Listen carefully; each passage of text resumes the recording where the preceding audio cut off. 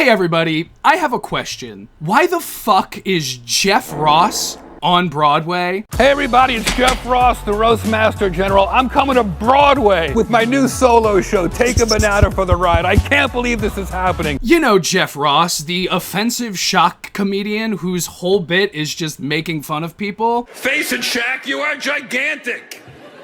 That suit is bigger than the one against Harvey Weinstein. Being able to take a joke is so important in life. Exactly. It's all about smiling and laughing. Especially with an outfit like that. Look at you. What's your name? Melissa. Melissa, you're almost fuckable. Oh my God, look at that. Your balls are hanging down your skirt. Yeah, that guy, he's on Broadway right now. The place with all the gay people, that's kind of crazy. To just kind of break down why this is insane, I've brought somebody who is an expert on not just Broadway, but also stand-up comedy, John Mulaney himself. Hello everyone, it's me, John Mulaney. Say hi to John Mulaney. Everybody be nice to John Mulaney. He just went through a horrible, horrible divorce. But both of my children are doing well, and that's all I could ask for. I'm fucking with you guys. Everybody, it's Harry. Say hi, Harry. Hi, Harry. Be nice to Harry. He just went through a divorce. No, that was in middle school. Harry, you are a fan of stand-up comedy, yes? Yeah, I like jokes. You would also say you're a fan of Broadway, right? Yeah, I like a good song and dance and act and emotional arc and maybe not even an intermission. I'd like a 90-minute, but I'll take an intermission. How well do you know the comedian Jeff Ross? I know his name, and I know his face when he's got his funny little hat on. And you know exactly what hat I'm talking about. It's Pharrell Williams-esque, but at the same time, he looks nothing like Dude, what are you talking about? This is literally Pharrell Williams. Did you see the Lego Pharrell Williams movie? I didn't see the Lego Pharrell Williams movie, but I wish I could see this guy in Lego. So anyway, Jeff Ross is also known as the Roast Master General for all of these celebrity roasts that happen on Comedy Central. You've got your famous ones like your Charlie Sheen. Come on, man. Charlie, if you're winning, then this must not be a child custody hearing. You've got your Donald Trump. The Donald and I have a lot in common. We both live in New York. We both play golf. We both fantasize about his daughter. Do you think that made it to Broadway? Do you think that's in the... I hope so. Or just a lot of sex jokes. I mean, take a banana for the ride. It's all in the title. You said it, I didn't. There is a piece of merchandise of him riding a banana, which I think is very fascinating.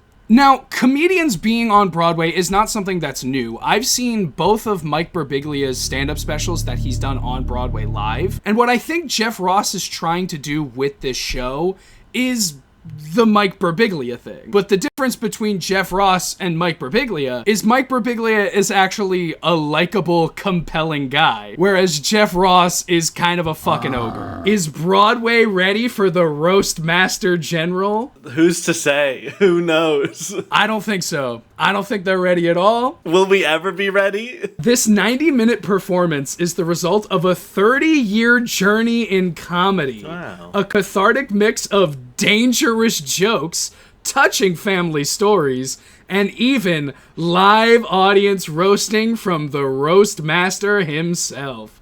The thing is, like, when he's doing, like, the roast of Charlie Sheen, the roast of Donald Trump, these are, like, known public figures, so, like, you can joke about more than just what they look like. Whereas if it's just someone in the audience, like, what do you got a dumb little hat on? What do you look like me? I'm Jeff Ross. The thing is, he does roast regular people constantly, and you're right. It's literally just about their appearance all of the time. You're like Amy Winehouse if she went to rehab. Wearing a Superman shirt is like a kryptonite for pussy.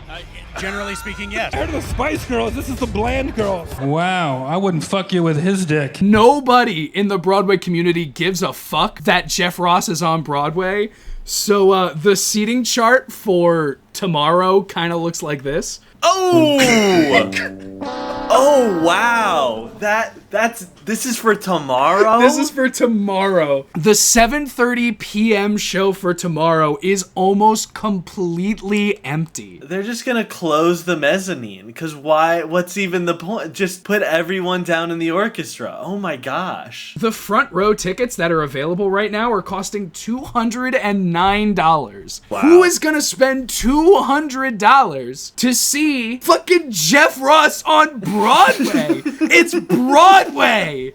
What the fuck?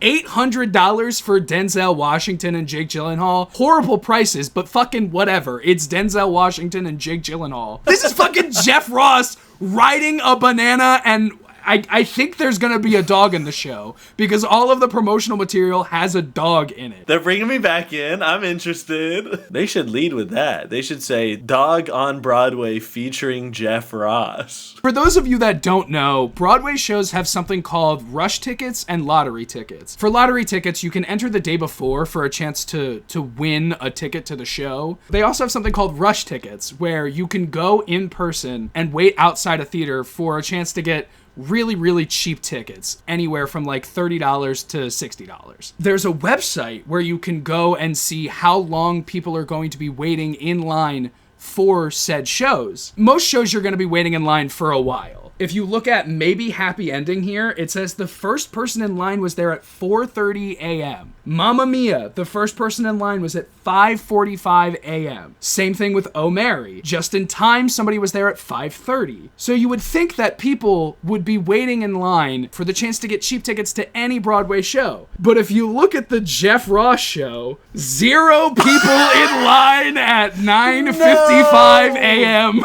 Box office is open at 10 a.m. Like, this is a real, like, who is asking for this? I just think that the crossover audience for people that enjoy Jeff Ross's lowbrow, very easy humor and Broadway is almost non-existent. I think it's me. Like, I think I'm the only person.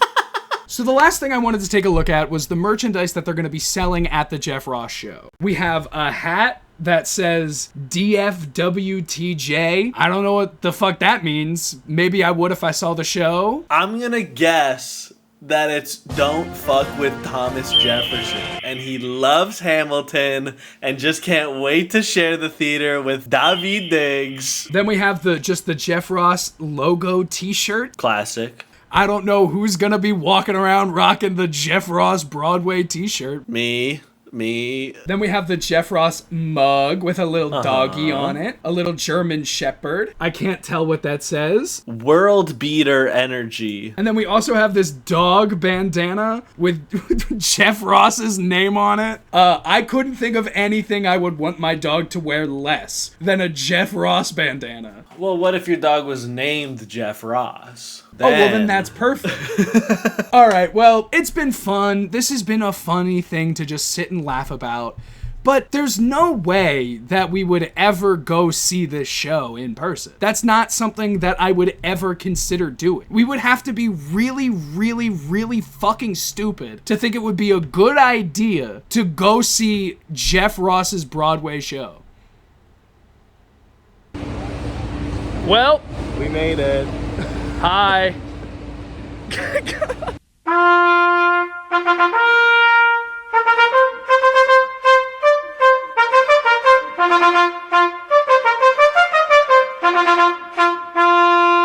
Okay, so every website that I looked at said that nobody was going to be in line by 9:55 a.m., which is about 5 minutes until the box office opens. I'm gonna test that theory. It's currently about 7:20 a.m. and I'm here, baby. Here she is, boys. It's fucking Jeff Ross. I will say, I do feel kind of fucking stupid because I should have realized that 41st Street would be extremely busy during rush hour, which is right now 7:30 a.m. I am unbelievably embarrassed right now to just have hundreds of people walking past me thinking, oh, this must be Jeff Ross's biggest fan.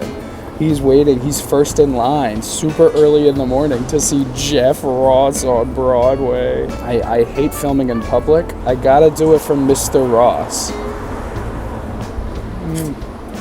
So now that I've been here for about an hour, I can safely say that there is nobody else here yet. I'm going to assume that there's going to be nobody else at all ever that's going to show up, which is fine. I think that's okay. That's what I was expecting. Anyway, so I've run into a problem that I did not expect that I would have. I really have to take a shit, but the box office doesn't open for another hour and 45 minutes. So I'm just gonna have to sit here having to poop for another 2 hours. And there's nothing I can do except maybe get up and go find a bathroom and then come back and be first in line. But where's the fun in that? I feel like it's only fun if I'm here the entire time. Ooh, hey sexy. Okay, it is officially 9 a.m., which means I have 1 hour until the box office opens. People are still walking by at an incredible pace. I did find a solution to me having to use the bathroom. I smoked a little weed, so now I'm now I'm a little bit high and waiting outside of the Jeff Ross show, and I don't know what the fuck I'm doing with my life. So a guy just came by and he was sweeping and cleaning the street outside the theater. And it was quite awkward because, like I said, I am a tad bit high. So I didn't know what to do, and I was like, "Oh, I'm sorry, let me get out of the way, I'm sorry." And he was like, "No, you're fine, you're fine." I feel like such a fucking idiot. There's also this other guy that I think works at the theater who is standing outside, and he's been there for the past hour just drinking coffee and smoking cigarettes. And he's walked past me a few times, and he's looked at me a few times, and I think he's probably wondering what the fuck I'm doing out here and have been doing out here this entire time. But yeah, I hope you guys have enjoyed the shot of my pores.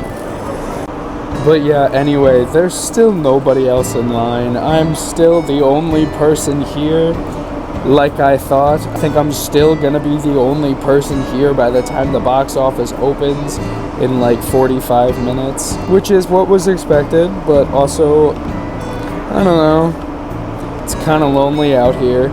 I wish somebody would come, so then I could, talk about how kind of crazy it is that fucking Jeff Ross is on Broadway right now. Anyway, the time right now is 9:11. The time is 9:11, and I'm standing with Jeff Ross. What a time to be alive. Okay, so my foot fell asleep, and it really, really, really fucking hurts, and it's 9:30. And I got 30 minutes until the box office opens, and my foot really fucking hurts because it fell asleep. And people keep walking past. It's such a busy street. I should have known. I should have known how fucking busy 41st Street in Times Square would be. I'm fucking stupid. And my foot's asleep and it fucking hurts. Okay, it's getting better. Okay, so the box office opens in 10 minutes, but about 5 minutes ago, this guy walked up to me trying to sell me tickets to a different comedy show, and he was like, "You're probably not gonna be able to get tickets to this one, so I got some pretty good deal here. I got, we're gonna have people from America's Got Talent," and I was like, "Okay, all right. Sorry, America's Got Talent. I'm here to see the Roastmaster General, actually. Fuck you." And he wouldn't leave me alone. He kept asking me if I wanted tickets to this comedy show, and I was like, "Nah, man, I'm good. I don't want to go." And he's like, "But you got the money." He was like, "I mean, you got the money, right? You got the money to buy these tickets, so you got the money to buy the tickets for me." And I'm like, I'm like, "Man, that's not really how this works." I'm fucking broke, man. I'm spending my last $40 of my paycheck to be here. And he fucking kept going, and he was like, oh, you were in the corn cob show here, right? The one about the corn?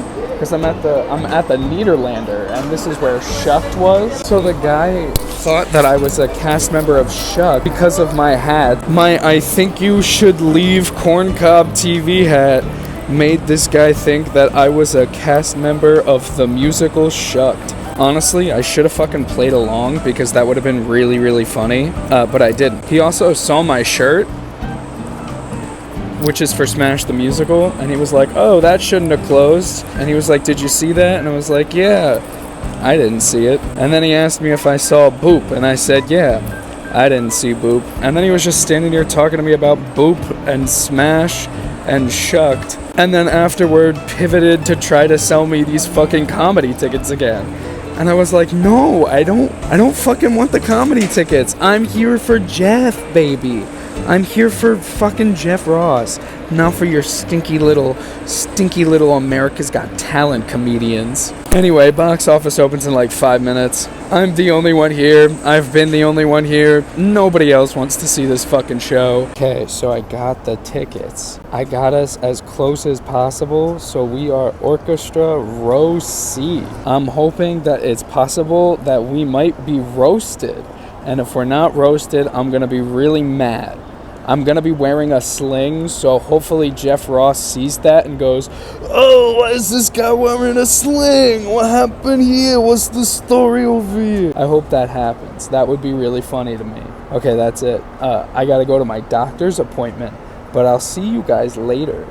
9 hours later. The big banana himself, Jeffy. Oh, I thought you were talking about me. No, he's the banana. And we're gonna take him for a ride.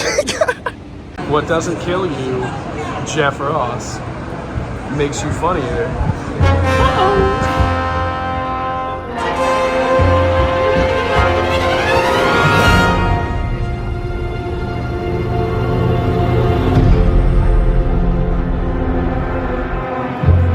The banana is dancing to the music. It's kind of crazy.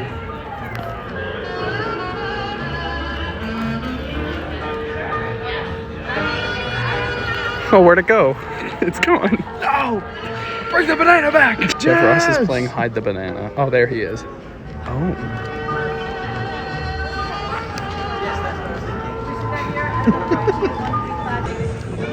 Oh, yeah. It's like a banana race. Yeah. This all sounds like the music that plays in Fallout.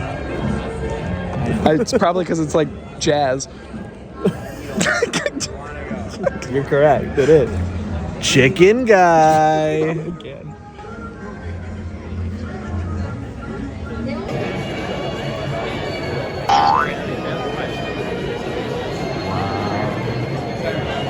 One eternity later. So it's about 10 o'clock. The show ended like 45 minutes ago. Fully 45 minutes More ago. than 45 minutes ago. Yeah. Jeff is still not out here, that's fine. Someone just came out and looked at us, opened the door, looked at us, and then closed the door and shook their head and walked back inside. So. There were a good, what would you say, there were like 20 people here before? Yeah, probably a couple dozen, and now we're down to 10. We're down to 10 people waiting for Jeff Ross. Guess who was at the show? Jim Carrey. Jim Carrey was here, and he just left. Good on you, Jim Carrey. Good on you. I hope he took a banana for the ride. I really do.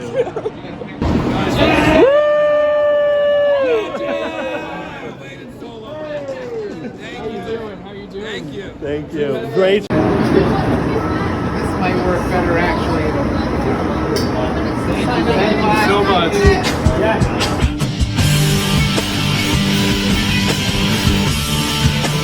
So, we just got back from seeing Jeff Ross's Broadway debut, Take a Banana for the Ride. And it definitely was a Broadway show. that we saw. In every legal sense of the term, it is and was a Broadway show. When you see a Broadway show, you expect a certain caliber of entertainment. Some people just aren't able to bring that caliber energy-wise at all. And I think Jeff Ross is definitely one of those people who cannot captivate an entire Broadway theater. Yeah. Considering the entire theater was basically empty in the mezzanine. Yeah. One of the first things he did during the show was like make an acknowledgement to the mezzanine, and it was such like muted applause coming from up there because there were probably like a dozen people. His whole posse was up there, which we'll get to later. But we get into the theater, and there is a couch on the stage with a yellow rug and a side table with a bunch of bananas, and then also a grand piano. Yeah. Just sitting on the stage, which I was not expecting. I wasn't expecting the 4 musical numbers that occurred throughout the performance. They're so fucking long, too. Yeah. Especially the first one. We mentioned before that one of the merchandise had an acronym on it that we had no idea what it meant. DFWTJ stands for Don't Fuck with the Jews. And that's a whole song. Hi, this message is for the Jews of the tri-state area. It's Jeff Ross. I'm on Broadway right now doing a show about Jewish pride and culture. And there's even a sing-along called Don't Fuck with the Jews about my crazy family. So if you want to come laugh with your people, come see me on Broadway right now. Sei gesund. And on the like many picture frames behind him is just a bevy, an array, a smorgasbord of AI images just for your viewing pleasure. There's one of like Jesus being vaccinated. Yeah. Like, how the fuck did this get approved? How is it somebody's job on Broadway to pull AI images for a show? Like, how is that allowed? It's a Broadway. People paid $200 to look at a Mid-Journey rendering of a scalpel. That's insane. It was so fucking uncomfortable. Like, he brought out nunchucks and was like, don't fuck with Jewish people. And he was like lazily just like throwing the nunchucks everywhere.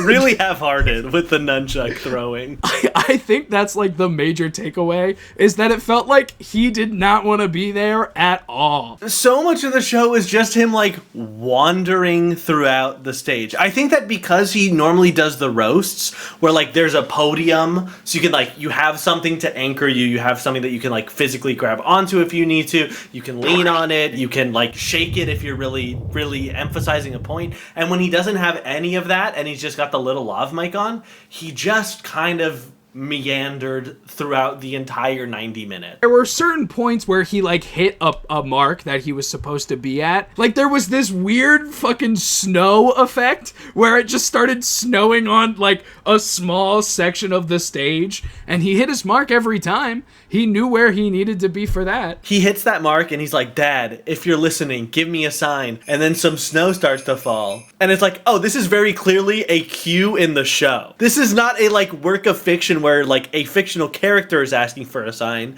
This is Jeff Ross going, "Give me a sign," and the stage manager going, "And snow, go." We all know this isn't like some grand sign from the universe. This was scripted into the production. How are you gonna pretend like this is something more than it is? And they try to play it like fully seriously. Like there were laughs and chuckles, but it's supposed to be like a sweet moment. So much of the show just doesn't work. I mentioned that there was a grand piano. He has a pianist come out and play the piano throughout the show. And a violinist as well. He looked like he did not want to be there, and as soon as the show left, fucking booked it out of the theater.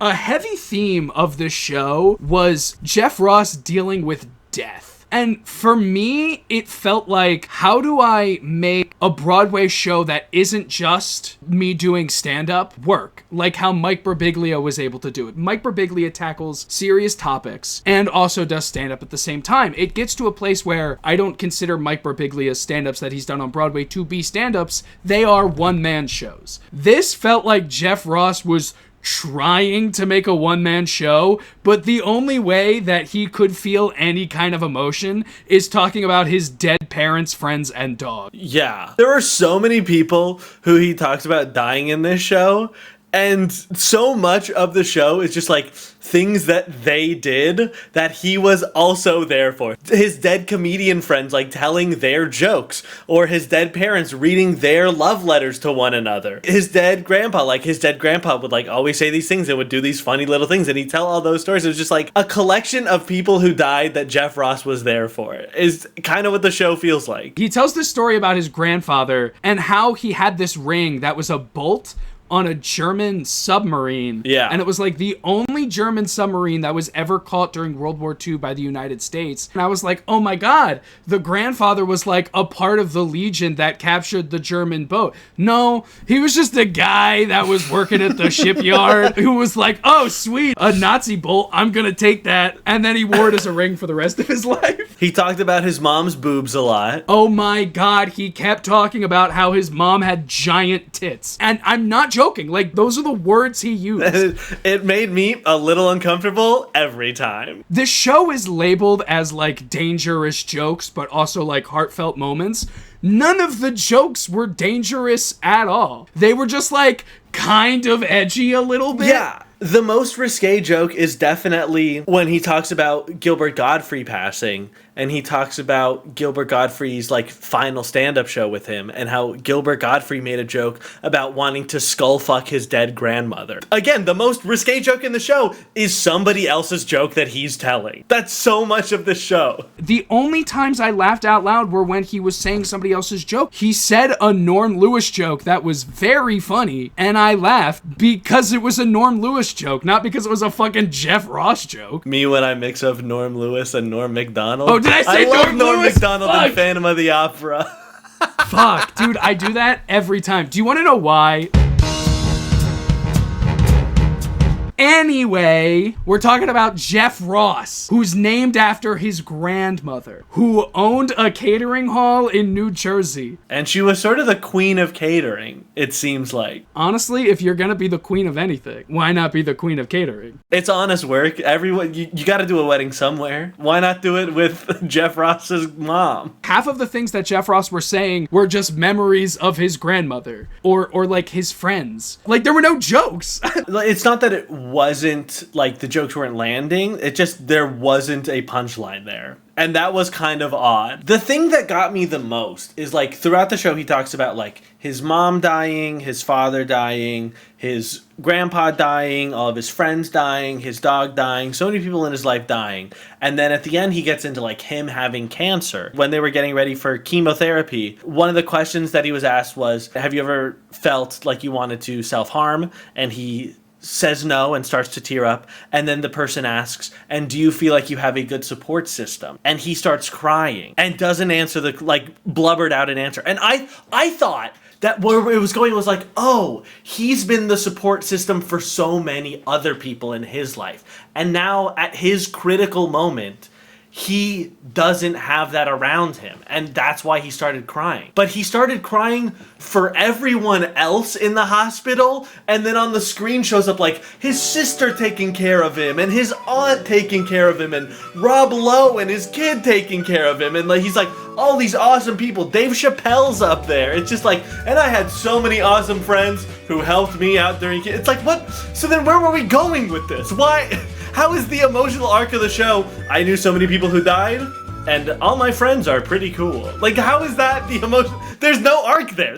How is that a show? Feel bad for me. Everyone in my life died years ago. His mom and dad died when he was a kid, and his grandfather died when he was in his 20s. And then he talks about his friends dying very recently, and then his dog dying very recently. So it's like there's a whole chunk in the middle. From age 25 to 3 months ago, where it's just like, what? He ends the show by singing the catchphrase of the show, make sure you take a banana for the ride.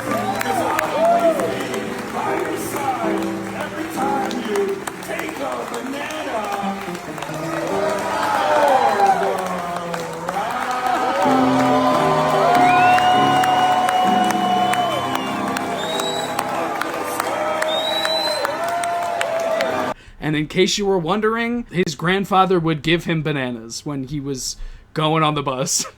Like, I wish there was something else to it. No, his grandfather just gave him a banana and was like, take a banana for the ride. Yeah. That's really it. And that's how he got the name of his show. There's no other meaning to it. I mean, he does insinuate that he has used a banana as a dildo in his butt at one point. But other than that, they're just bananas. And then at the very end of the show, oh, this is the worst part. He goes into the audience and starts roasting people and giving them a banana when they accept the roast. He starts on stage and he's like, all right, anybody going through something bad in their life right now, stand up. If you're going through something, stand up. If you're celebrating something, stand up. If you're just gross, stand up.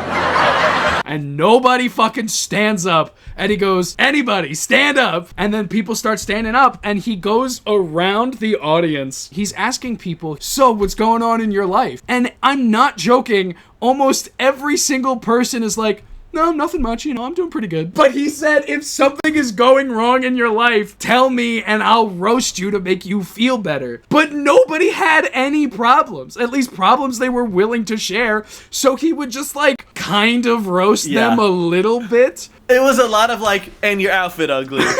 Boom, roasted. That was like 90% of it. And I think it worked really well when he went up to those two girls and was like, clearly you're not in fashion school. Like, he got really catty at one moment. And I was like, where was this guy the whole show? But other than that, he was like, you dress like that? All right. He goes up the audience right aisle and then comes around our aisle. And once he gets to the back, he walks up to this lady and he goes, so what's going on with you? What's your story? And she goes, yeah, I just landed from Israel. And it's my birthday. And then her mom is like, yeah, this is my daughter. I'm her mom. We're here from Israel. And then Jeff Ross goes, yeah, I'd like to fuck both of you. Boom, roasted. Gotcha. And that was the roast. He just said, yeah, I'd fuck you. What are we doing here? What's the point of this? Right after the Israeli lady was speaking, there was a Trump supporter in the audience who just had like a full-on Trump hat. And the roast that Jeff Ross gave him was, good luck with the rest of that Trump hat. What does that mean? I don't know. Like, truly, I don't know what that does means. that mean? There was another lady that was standing right there. She had like bleach blonde hair. And he says to her, he goes, you have darker roots than Kunta Kinte. I think he said your roots are blacker than Kunta Kinte. Which is a joke that I have heard him say before. In fact, it's a part of the Jeff Ross compilation I watched in preparation for this video. You look very lovely today. Thank you. You have blacker roots than Kunta Kinte.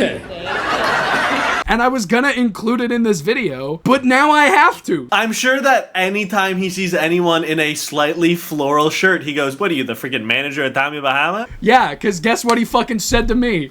Got the banana. First he asked, because I was wearing a sling, because I dislocated my shoulder and I'm getting surgery on Friday.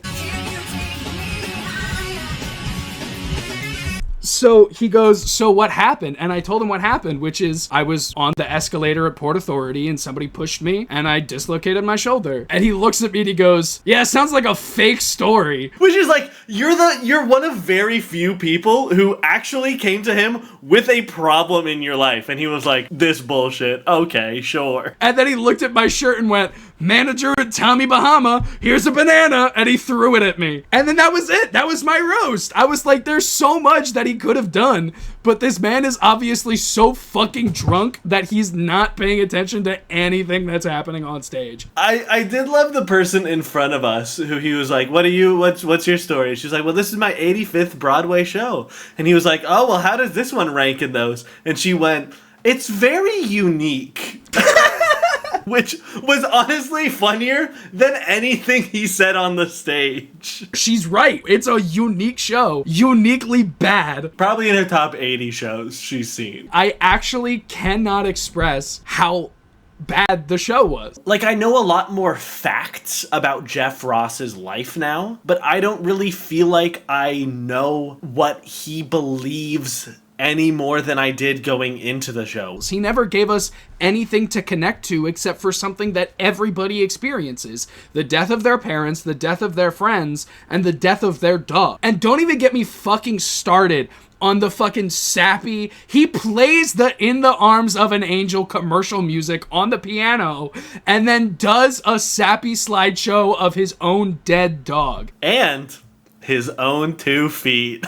Literally, there's a shot of his fucking dog right next to his dogs. For up to $200, you could see AI Jesus getting a vaccine and Jeff Ross's feet. Is it sad that he's lost everybody in his life and that his dog passed away a few years ago? Yeah, this didn't need to be a fucking Broadway show. But also, he clearly didn't lose everyone in his life, because it ends with like a montage of how awesome his support system is and like how many cool people he has surrounding him to help him through hard times. So it's like he didn't lose everybody. He has so many people. It feels like a rich guy just wanted to do a thing and then didn't want to put in the work to make it good and then said, yeah, fuck it, whatever, I'll just do a slideshow. Because that's what it was. We watched a slideshow. And he said something that really stood out to me. He was like, as a comedian, I feel like I've gotten a backstage pass to the world. And that's what watching the show felt like. It felt like watching a dude explain what it was like to have a backstage pass to life, which is not an interesting topic because he hasn't done anything. He's just been around people that have done things. And he's made fun of people. Like, that's it. That's all he's done. He's made fun of people his entire life, but could not come up with any new insults to say to random people in the audience. This man did this his whole life. He picked somebody out in the front row at the beginning of the show and said to him, you gotta close your leg, I can see your balls hanging out. And that was totally scripted because the dude in the audience looked so fucking confused about what he was talking about. He just pointed to him and said some random shit. So would you recommend seeing the show? No! Fucking no! Not at all! The only way I would recommend to see the show is if you want a fucking Jeff Ross cup that says, take a beverage for the ride, you want a fucking Jeff Ross banana, or you want a fucking Jeff Ross magnet, or you fucking want a Jeff Ross pin, or you fucking want a, where'd I put it? Or you fucking want a signed Jeff Ross playbill, or you want a fucking... There's one more piece of memorabilia. Signed Jeff Ross poster. Did we mention that it took him a full hour to come out of the stage door? Did we mention that fact? We haven't even touched on the stage door yet. So we're standing out there waiting for an entire hour. The Aladdin show gets out after we're done. They do their whole stage door and everybody is gone by the time Jeff Ross is 30 minutes from coming out of the stage door. We're standing there waiting and people just keep leaving. Because nobody cares about meeting Jeff Ross that bad, except for a few really big Jeff Ross fans that were standing outside waiting. We started with like a couple dozen people, and by the end of it, there were 10 of us just waiting to get a sniff of Jeff Ross, who was very clearly high. At one point, his piano player comes out and he goes, "Oh, there are people waiting to meet Jeff." Yeah. He was like genuinely surprised that there were people there. The reason it took Jeff Ross an hour to come out to the stage door was because he had a posse, that's what the piano player referred to them as. His posse was still up there. And the posse comes out. It's Jim Carrey.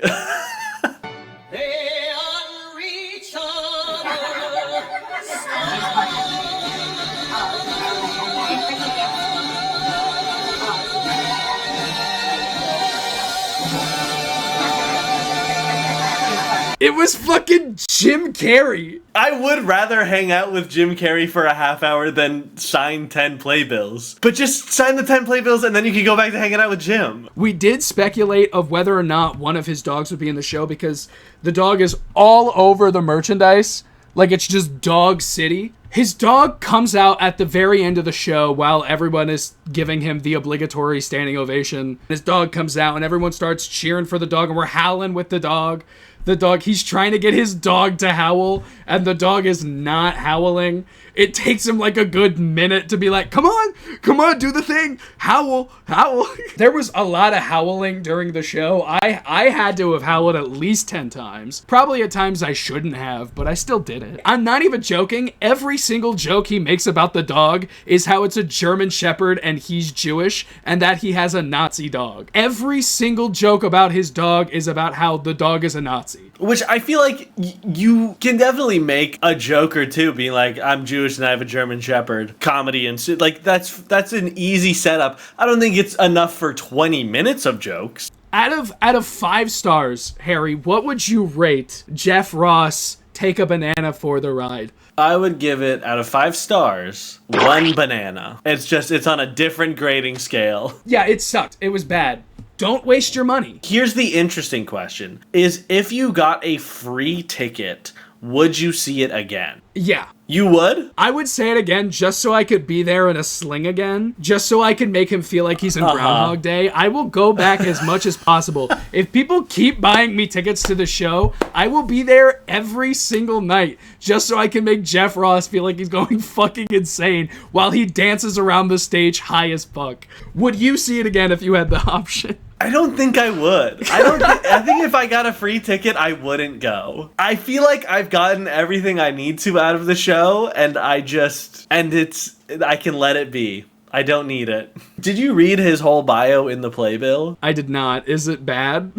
Jeff Ross, creator and performer, is making his Broadway debut. Known worldwide as the Roast Master General, he has ruthlessly roasted prisoners, pop stars, and presidents. Most recently, Jeff executive produced and starred in the Emmy-nominated Greatest Roast of All Time, Tom Brady, which streamed live to the largest weekly audience ever for a Netflix special. I think it's important to remember here that Netflix always counts their viewership numbers doubles.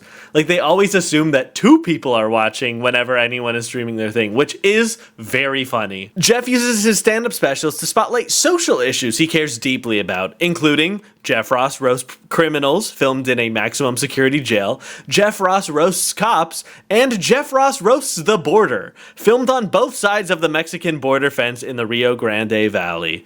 He supports and fundraises for causes close to his heart, such as the USO, Meals on Wheels America, the Scleroderma Research Foundation, and Planned Parenthood. Wait, yeah, because he has this whole thing about how he's paid for like 11 different abortions. Yeah. He also has this bit where he starts talking about Meals on Wheels, and people started clapping, and Jeff Ross looked at them and went, sure.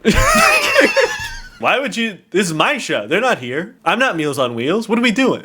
Here's where I think the bio really starts to get good. Chances are you already knew some of this, and that's why you're here. Or someone talked you into coming. Or Mamma Mia was sold out. And so then you decided to see Take a Banana for the Ride. All right. They're on opposite sides of Broadway.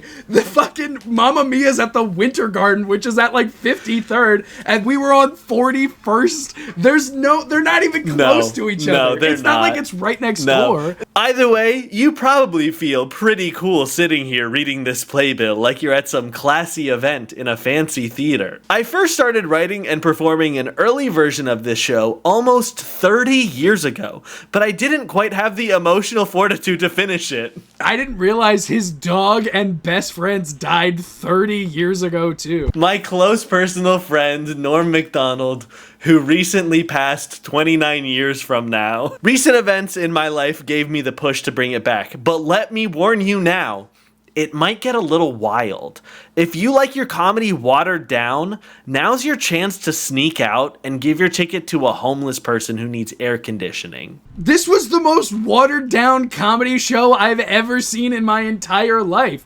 Huge thanks to the tireless team, especially Amy, Stacey, Susan, and Sherm, my passionate producers and world-class collaborators, the staff here at the theater, my friends, my family, especially my sister Robin. But tonight's show is dedicated to you, my audience. Thanks for showing up.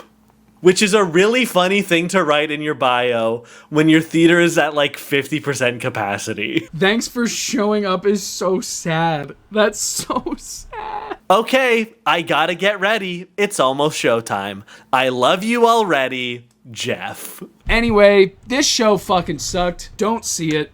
But I do think that there's one thing that we have left to do. Are you gonna take it for a ride? I'm gonna take the banana for a ride, baby. Are you ready? Oh. Oh! Holy shit! Oh, it's a little bruised up. Oh, thank you, Jeff Ross. Thank you, Jeff Ross. Oh. Wow. What are you, the freaking manager at Banana Store? Gotcha. Roasted. What are you, the regional manager of a Banana Republic? Got it. I'm shocked that nobody ate the bananas during the show. I'm also shocked that he didn't eat a banana during the show. He could have used the energy. I also think it might be a little rude to peel and eat a banana at the Niederlander.